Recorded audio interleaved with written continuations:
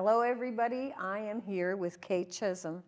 And Kate Chisholm is a person who contacted me about a very important fundraiser that's going to be happening at La Picasse. And what date is that on, Kate? May 14th.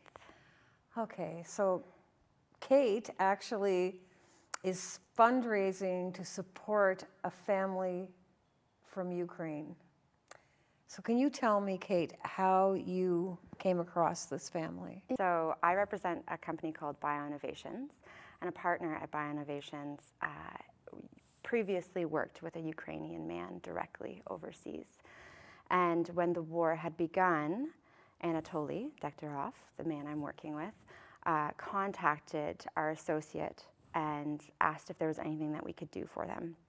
So since then, I've been in touch directly with this family every single day, helping them with their migration, their journey through Europe. When I first got in contact with them, there were 10 people living in a van in Romania. Over half of them were children. The youngest child was 2 years old, still in diapers. So obviously, as a mother myself, this was very alarming to me.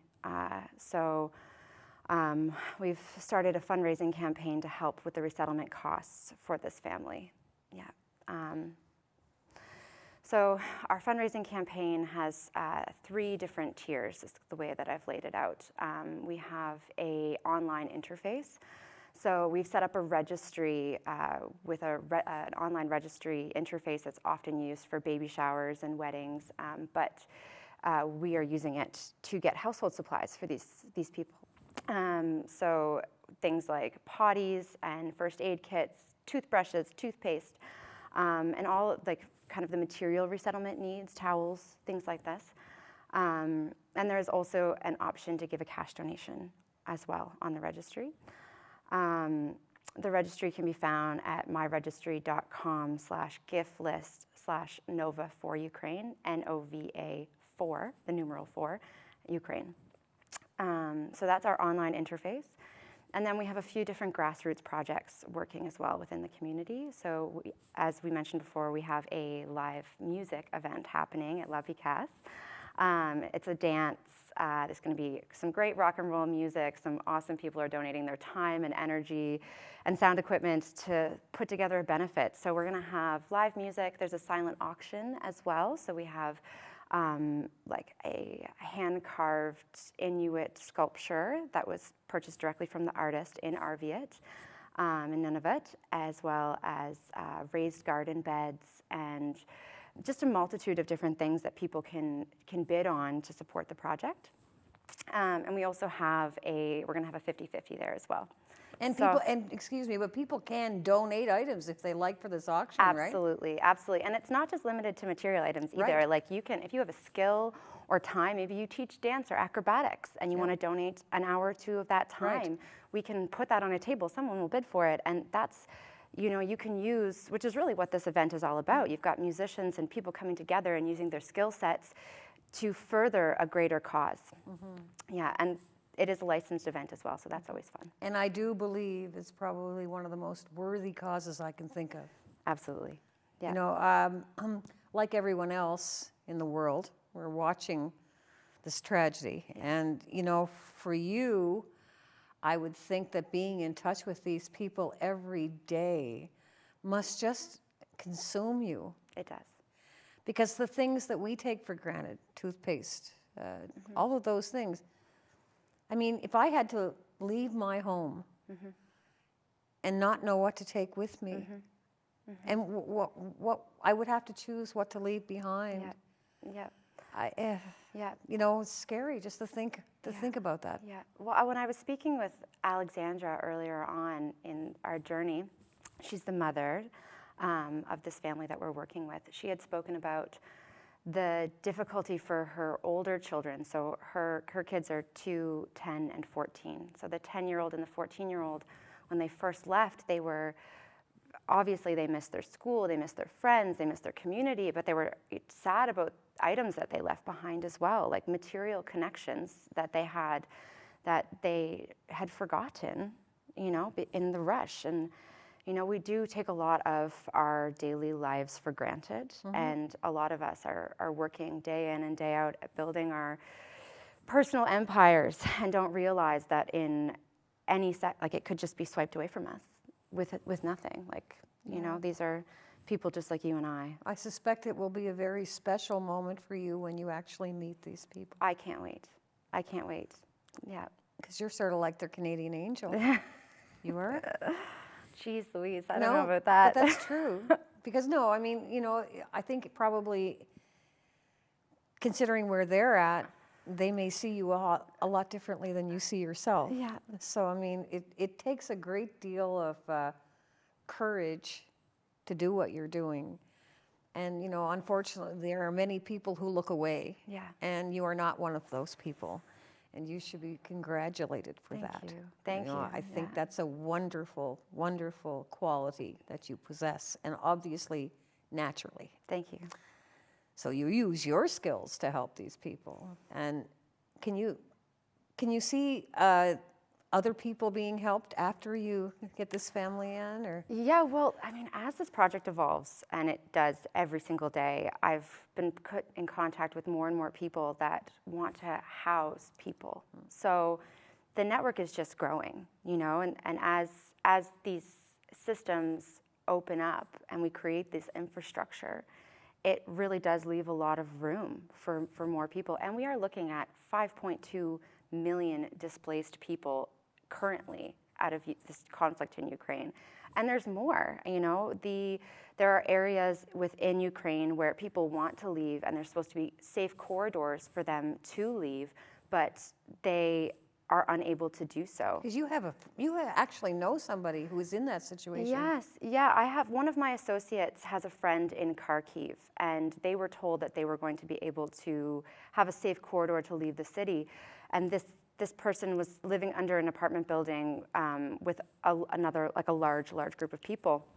And what ended up happening was that as people tried to leave, Russian soldiers were shooting them one by one. So they're not just dropping bombs and wiping people out. It's not civilian casualties in the sense that it happened, you know, in incident by, you know, because of relation to a military base. It's what's happening is that these Russian soldiers are killing civilians directly with gunshots. And I know that in a lot of cases, people from Ukraine have relatives in Russia. Yeah. And a lot of times they don't believe what they're saying. Yeah. When I was first put in contact with Alexandra and Anatoly, it came to light that they have family that live in Russia. And when they had communicated with their family members, their aunts and uncles that live there, they didn't believe them that the bombing had started.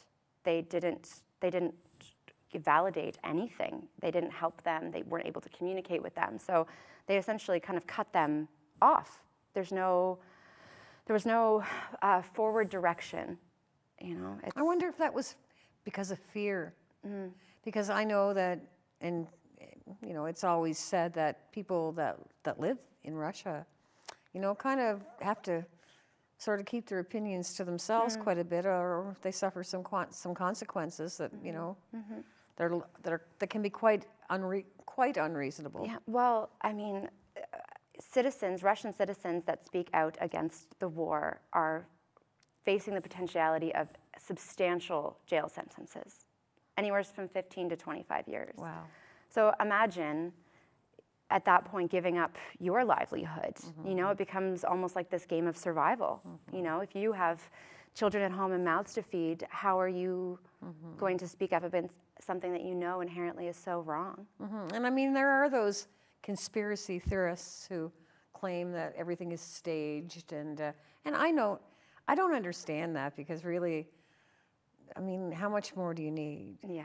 I mean, and then you know, you have Russia saying, or the Russian, you know, the bad people in Russia are saying, you know, oh, they made it up. It's so irrational to me that in this day of video being so accessible on every cell phone, you know, I don't know how that can possibly be justified. It's ridiculous to me. Like, it's so far-fetched, because I mean, for better or for worse, we do live in a capitalistic society, and you know, I don't think Ukraine has the resources to go make fake bodies to put in the streets. Like what kind of...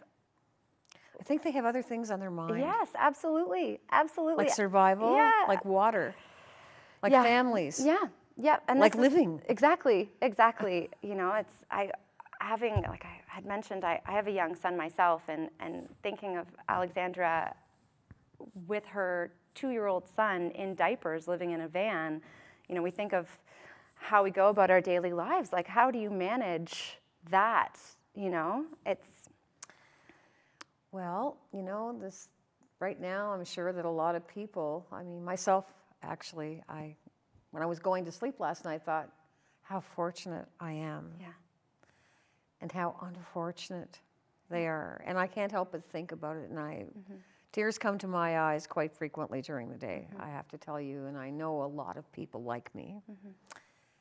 I am just so grateful there are people like you in the world that are helping, that, you know, I have to, you know, give quite a bit of credit to all of those people who put themselves also in jeopardy in Ukraine, trying to, you know, and thank God for like Poland and all of these countries, and Canada. Yes. Canada is always open, has always been open to refugees, and I'm proud to be Canadian for that. 100%. I mean, Newfoundland actually set up their own system over in Poland so they could help Ukrainians directly. So they're, you know, trying to erase some of the, not erase, but help belittle the minutia of the bureaucratic process, and help these people, because you're looking at a huge language barrier. Like when you're calling into the helplines for the IRCC or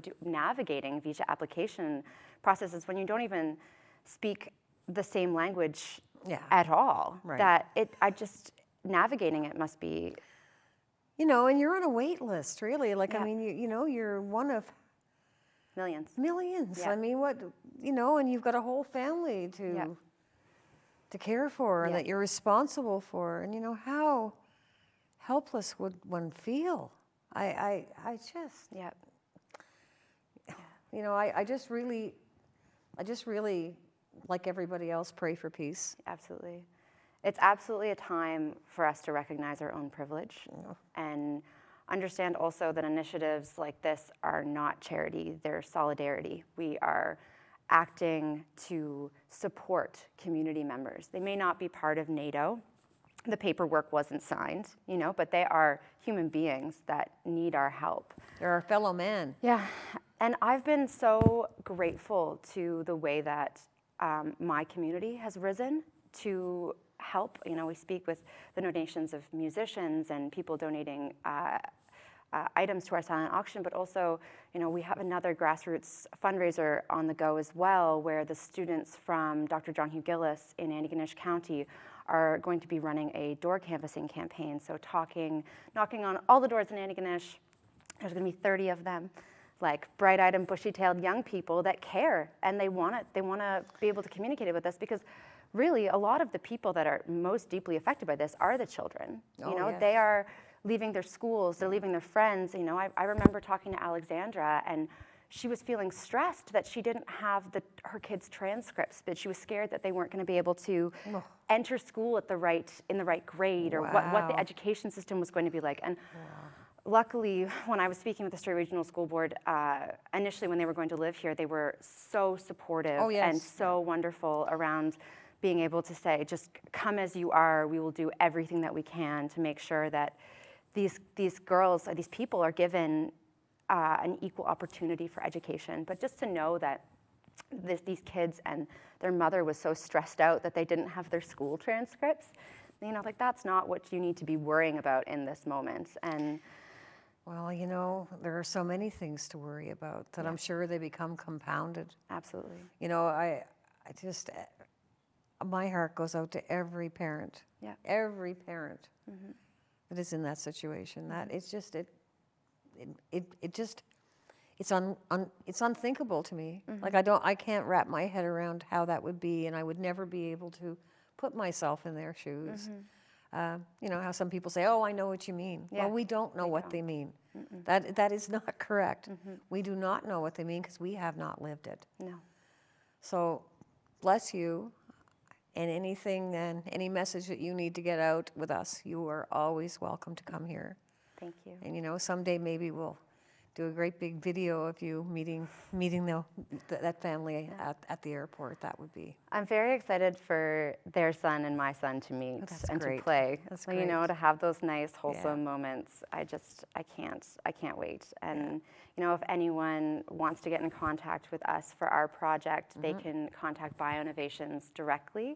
And I will leave all the contact numbers. Okay. And if anybody has anything they want to donate to that silent auction, by all means, Yeah. get in touch with Kate, because I know that, you know, she'll make good use of everything she gets. So thank you so much for coming, Kate. Thank you, and Becky. best of luck to that family. Yeah. Thanks. Hopefully we can do something great. I think you already have.